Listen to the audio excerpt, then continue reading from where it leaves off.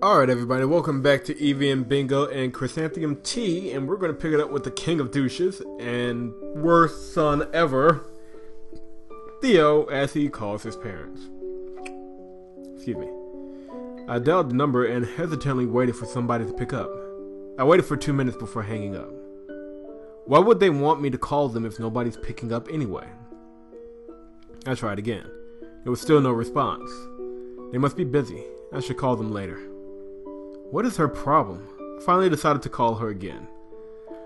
Me is starting to think the gentleman doubts protest too much. I can't keep this up. I decided to take a break and left my apartment for a while. Unless they have a nighttime effect. The sky had gotten darker. I hadn't realized this when I was in the apartment. There was only a few people walking out on the street at this hour. Even though there weren't many people out here, I couldn't stop thinking about how many people I've passed. It made me feel... got overwhelmed, thoughtful, annoyed. I'm guessing this will continue the trend of tsundere douche. So we'll go with thoughtful. Nice middle of the road option. I think about what's running in the minds of all these people. Sometimes I would see teenagers enjoying themselves and spending time with their friends. Other times I would see white-collar workers rushing back from a busy afternoon at work. Rena does say that I end up thinking too much. It might not be good for my health to think about useless things. This is pointless. I should be going back home. I turned to retrace my steps back home until I heard the familiar blaring of music. I saw that I was standing in front of the bar. I walked all the way out here? Apparently so. Why was I here? I didn't have to work today. I have nothing else I could be doing. I'm not in the mood to do anything else. I walked into the bar feeling a slight sense of warning tugging at me. The bar was more calm compared to other days. Soft jazz music was playing in the background and a group of people were either drinking or playing darts. I wonder why business is so slow today. Boo! Really? You weren't scared. Only a 10-year-old will fall for a joke like that. That's mean. You can't stereotype all 10-year-olds like that. Some of them can be as stone-faced as you. Why, thank you. I didn't think I'd see you here. I thought you'd established that you didn't want to see me again. I didn't. I didn't come searching for you. Oh, excuse me. I did. I didn't come searching for you. It's just a coincidence that I'm meeting you. I saw you staring at Auntie Ming's shop. Yeah, so? I would ask you why you were staring, but that is a difficult question to answer. Get it together. Get it together, JP. This is getting ridiculous. But you don't seem too eager. The minute I start trying to get it together to get this thing right, they get the twos mixed up. Yeah. But you don't seem too eager to see me, so I didn't understand why you would hang around there without expecting me to find out. You have a point. Anyway, what happened to company policy about covering yourself in cloaks? I'm not at work. I don't have to follow that anymore. You were wearing your hood the other day when you came here. I can choose when I want to wear my hood. You can't decide my every action. I'm a man independence. How did this get to that level? Chill, it's just a joke. What are you doing here? I wanted to kill time and buy a fruit cocktail. What about you? I was bored. Now that you're here, you can buy me a fruit cocktail since you didn't get me one the other day. I didn't bring money with me. Aw. Fine, I'll use my own money for today. Are you joining me? Why not? I have nothing better to do. Really? What happened to hoping to not see me again? Hoping not to see me again. Excuse me, that was correct. I've met you again now, haven't I? I don't have a choice. Yay! The dialogue here is actually fairly good. It's just everything else, the story's kind of dragging itself. So we're already 3 parts in, and at 15 minutes in, we're going to be closing in on the end at some point. So hopefully it'll stop dragging along and get to kind of where it's going. The girl jumped on one of the stools and spun around on it. Come on, this is fun. I walked up to her, narrowing my eyes at this girl attempting to break this chair. That stool might break. So, You'll have to pay for it. She placed a foot on the floor to stop herself and crossed her arms. You always ruin my fun, Theo. At least she stopped. I'm glad I have my break. Auntie Ming doesn't like me coming to the bar too often. Why not? I don't know. I'm not going to come here often anyway. I don't really like the drinks here. So why do you come here? That's the best that I can do with, since there aren't any nearby cafes that sell drinks I like. I just come here whenever I'm bored. I don't expect much. Wouldn't you rather do something else than doing something you don't like? Of course I would, but I don't have many options. I come over here a lot, so I have to get used to the annoying smell here. I can't stand your optimism. Yeah, I do admit it's a little irritating sometimes. But how I am isn't completely bad. Some people do need a little more optimism in their lives. Oh my goodness, we're going this route. Oh God. Why are we suddenly discussing about characteristic traits anyway? It's a little inappropriate in a place like this. I didn't expect you to be so deep. I should be saying that to you. Ah, Theo, stereotyping is a bad virtue. But didn't you just say that to me? Oh, look at that guy hit that target. Yay! But doesn't a young girl like you have many other things to do? Like homework and school and... You ask too many questions. You should relax. This isn't an interrogation. You're acting like a police officer. I thought as a bartender you should be more friendly. It's only for work. He barely does that for work. Being friendly doesn't have to be my defining trait. You just leave room for too many questions anyway. I can't bombard you with all my answers in one shot. That's not how friendship works. Since when were we friends? This is the second time I'm meeting you. Third. But I like you. You seem like a really interesting person. You also bothered to accompany me. Doesn't that mean you don't mind being around me?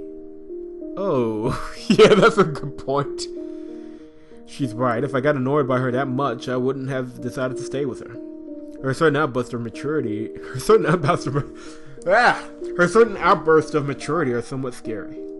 The bartender laid a glass on the table. The girl's eyes brightened at the sight of that. I, however, muttered under my breath at how long it took for the drink to come. I wouldn't have had to engage myself in that conversation.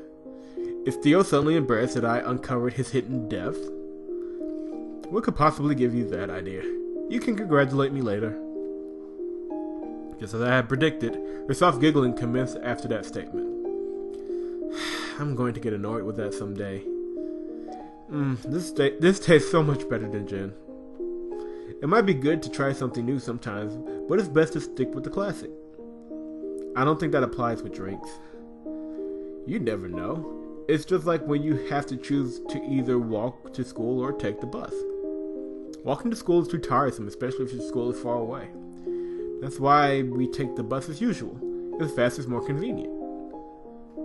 I didn't expect you to take that so seriously. I'm with Theo on this one. That's extraordinarily serious for something so simple. It's just like you, Theo. I bet you're already trying to find holes in my analogy. Damn it, she's good. While this girl was savoring her drink, I noticed my manager come along. When he caught a glimpse of us, he narrowed his eyes and blinked again. He came rushing to us. Theo, what are you doing here? I didn't give you a free day for nothing. I just came here with a friend.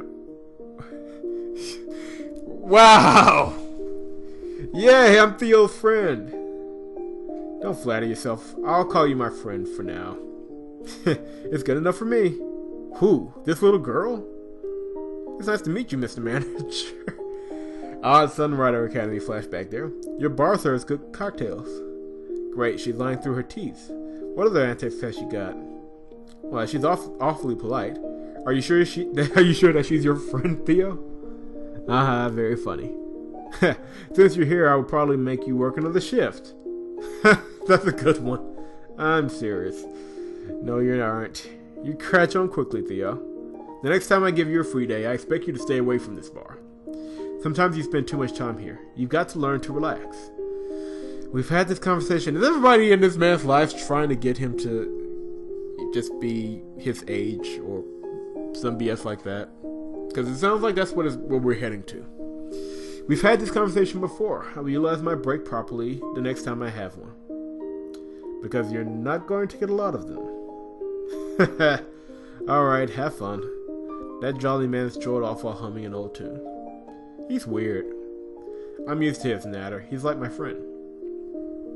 That's cool. Auntie Ming is always so strict with me. I'm jealous.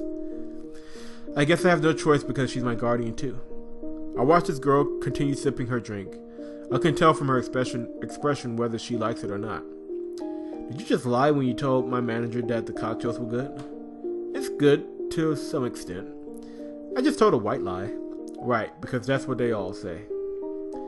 Anyway, you've just gotten yourself a new friend and you don't even know her name. Oh yeah, I know my name. You know my name. Right. So, what's your name? Chris. Like chrysanthemum? That's your name? Yeah. Everybody calls you Theo and everybody calls me Chris. Sure. Nice to meet you, Chris. Ooh, thank you, Theo. You look bored.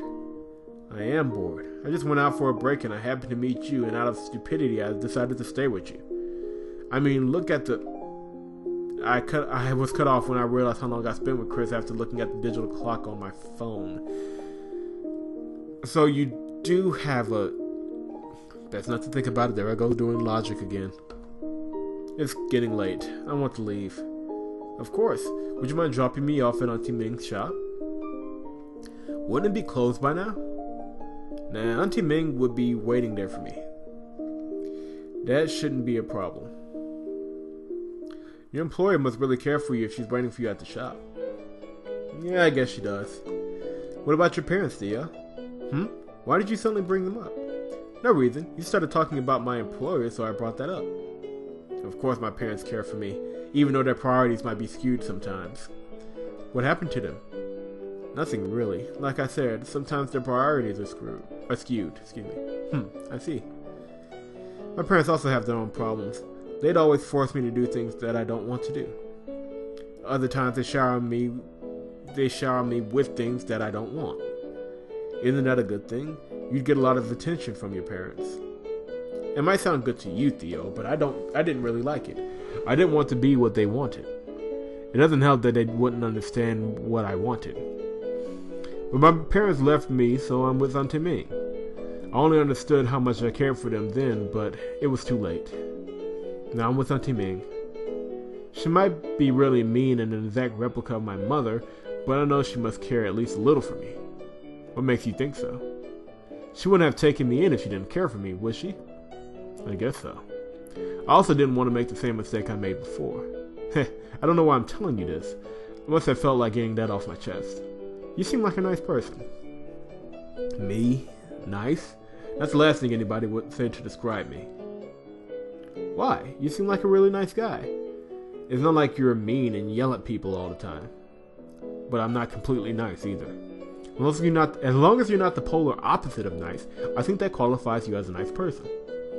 You're being way too lenient in your definition of nice. I don't care. It won't change how I think of you. Unless you cross me. Hey, we don't have to go into that territory, do we? We're here now. Thanks for dropping me. I just get the image that he just drug her up to the roof and threw her off. No problem, Chris. Bye. This time I will look forward to seeing you tomorrow. I watched Chris enter the shop and talk to another shorter, cloaked lady. This time, I'm guessing this is the next day. Since there was no next day transition, I'm guessing this was the next day. This time the lights were switched on in the shop. I wonder why a lot of light isn't let into the shop during the daytime. The shop would really need it. I've been spending too much time thinking about the defects of this shop. I will have to accept the fact that this shop isn't too keen on maintenance. With the light on, I noticed that there were bottles of liquids in all sorts of various colors in the shop. The shop definitely gave off some mysterious aura. I stopped myself from letting more thoughts flood my brain. I hate how much I think too much about this shop. I have to control this habit of curiosity. I shook my head and walked away from the glowing shop. A text message. Could it be Rena? Where are you? I'm at your house. Hurry back. This must be about my parents. I just knew it. Well, there's a very good chance that they're both dead or mangled or something, considering this is a slice of life and this is the theme of regret and loving your parents and loving life. That seems to be what cuts across the undercurrent here. But we will pick up with that in the next video, and hopefully we'll be closer to the end and closer to some kind of concrete point. The dialogue here is good, it just seems to kind of wander though when it comes to the plot. So we'll see where it goes. If you like the video so far, just crush that like button, and we will definitely be getting the rest of this series done today. And yeah, vnsnow.com. Just check out vnsnow.com for more information, reviews, previews, just like this. And yeah, see you guys next time.